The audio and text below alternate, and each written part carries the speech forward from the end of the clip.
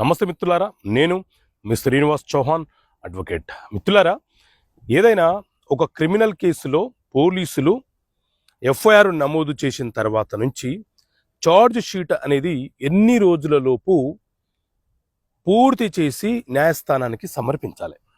So మిత్రులారా, మన దేశంలో BNS భారతీయ న్యాయ సంహిత అనే చట్టం అమల్లో ఉన్నది.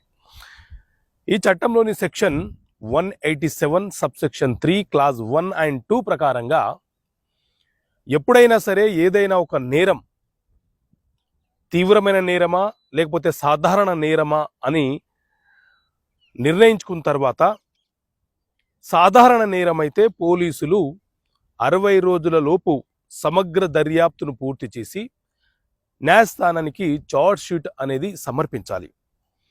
అదే తీవ్రమైనటువంటి నేరం అయితే, అంటే kidnap, murder, rape, attempt to murder లాంటి కేసులైతే 90 రోజుల లోపు సమగ్రంగా దర్యాప్తును ముగించి చార్జ్ షీట్ని న్యాయస్థానానికి సమర్పించాలి. అలా కాకుండా ఆలస్యం చేసే ప్రయత్నం చేస్తే పబ్లిక్ ప్రాసిక్యూటర్ ద్వారా మనము న్యాయస్థానం యొక్క దృష్టికి తీసుకెళ్లడానికి అవకాశం ఉంటుంది. పోలీసుల మీద కొంత ఒత్తిడి చేయించి చార్జ్ షీట్ని తొందరగా ముగించేలాగా ప్రయత్నం చేయవచ్చు. Okay friends, thank you.